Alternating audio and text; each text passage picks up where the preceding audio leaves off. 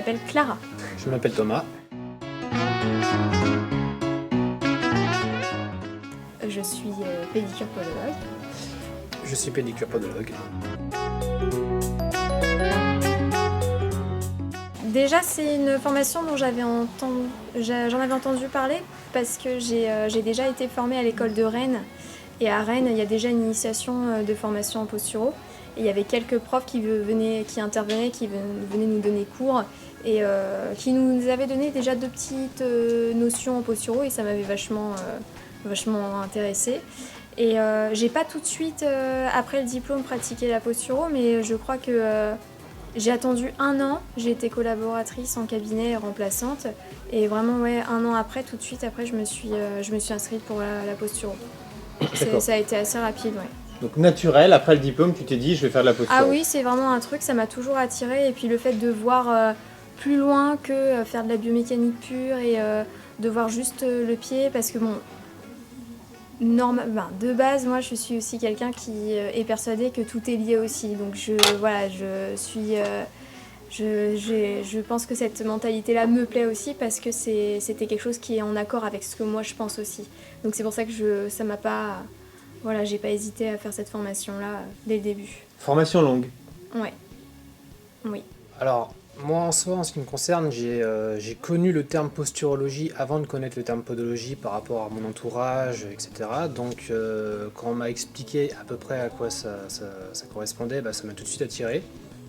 Donc, j'ai pris justement connaissance avec des podologues qui avaient fait la formation à connaissance et évolution même. Donc on m'a dit à peu près comment ça se passait. On m'avait pas encore parlé de la PNS, on m'a juste parlé de la posturologie. Donc je me suis dit ça me botte, ça fait vraiment partie de ce qui m'intéressait. Ça, comme tu disais, c'était comme je fais partisan aussi de ceux qui pensent que tout est lié. Ça m'allait bien. Donc on m'a dit aussi qu'il fallait mieux faire de la podologie pour être pas plus performant mais plus complet. Donc après j'ai fait la podologie, ça s'est bien passé et en 2017, j'ai été diplômé en 2016, en 2017 j'ai fait directement la posturo. Et là je savais que j'allais en prendre je savais que j'allais faire ça pour 7 ans.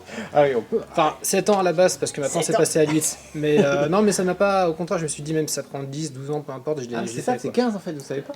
Ah mince, Ouais, c'est ça, ouais, bon après si on me dit c'est pour 20 ans, ouais, bon on va voir, on verra.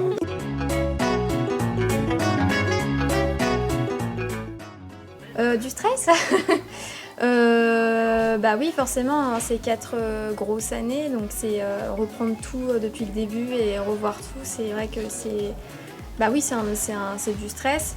Après, avec les formateurs qu'on a, et c'est vrai qu'à chaque début d'année, quand on passe la première, la deuxième, à chaque fois on rappelle ce qu'on a vu de l'année précédente. Donc c'est vrai que normalement, c'est quand même ancré quand on a un minimum travaillé. Et puis bon, effectivement, faut travailler à côté au cabinet. Hein. Voilà, faut pas se mentir, faut pas ne rien faire, sinon ça ne rentrera jamais.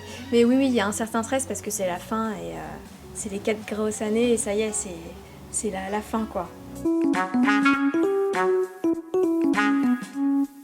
En fait, c'est surtout les thématiques qui sont abordées chaque année qui peuvent vraiment faire. Ça a été assez. Enfin, moi, en ce qui me concerne, ça a été un peu plus lourd au niveau de la 3e par rapport au viscéral. On commence à avoir des outils assez intéressants en 2e année. Après, il y a le viscéral qui vient et c'est vrai que c'est assez chargé, c'est assez lourd. La 4e aussi avec le crâne, mais j'ai pas de souvenir qu'il y a eu une année où c'était vraiment très très hardcore. Oui, comme Thomas, oui, j'ai trouvé que la 3e année, le viscéral, oui, c'était vraiment très lourd. Toutes les insertions, il fallait vraiment tout apprendre et c'est vrai que là, ça a été vraiment très lourd. Mais par contre, je me suis pas dit, oulala, faut que j'arrête, je vais pas pouvoir continuer la 4e année. Justement, là, après, quand on est passé en 4e année, le fait de voir tout ce qui était crânien, intracrânien, là, ça y est, on rentrait un peu plus dans le vif du sujet. Et là, on pouvait justement faire le lien avec ce qu'on avait appris aussi en 3e année. Et là, tout s'éclaircit. Là, on a toutes les clés pour faire un examen complet. Donc non, c'est vrai que comme Thomas, jamais je me suis dit, oula, je vais arrêter, là c'est trop dur pour moi. Justement, bon après, c'est parce que c'est ma personnalité. Je suis quelqu'un, voilà, je vais m'intéresser tout le temps à ce qui se passe derrière. Donc forcément, oui, ça m'a intéressée. Et non, je me suis pas dit, stop, j'arrête, c'est trop dur. D'accord.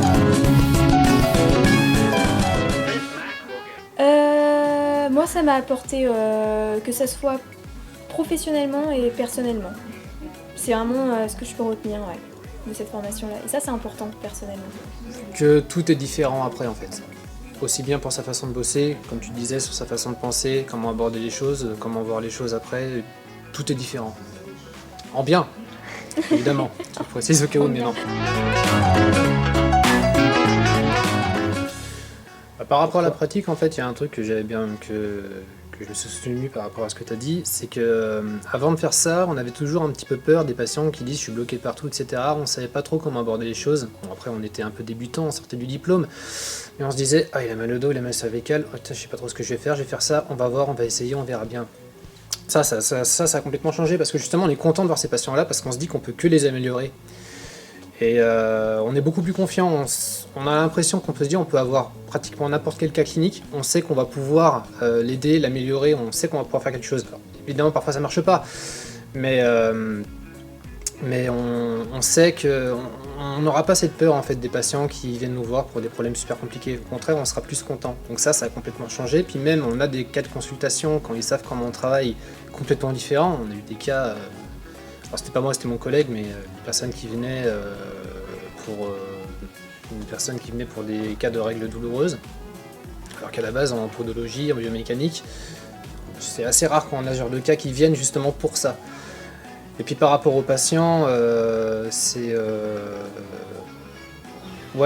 exactement ce que tu as dit en fait. Ils se disent ah bah tiens j'ai mal là, j'aurais jamais pu penser que ça pouvait venir de quelque chose complètement ailleurs. Alors quand on a les explications derrière et qu'on leur explique, bah pour eux c'est aussi logique que nous. Donc c'est vrai qu'on a une facilité de communication avec eux parce qu'on peut mettre un doigt en fait sur, on se dit tiens ça va pas là, on sait pourquoi. Alors qu'avant on se disait bon bah ouais ça marche bien tant mieux, on sait pas trop pourquoi mais ça marche. Là on sait pourquoi.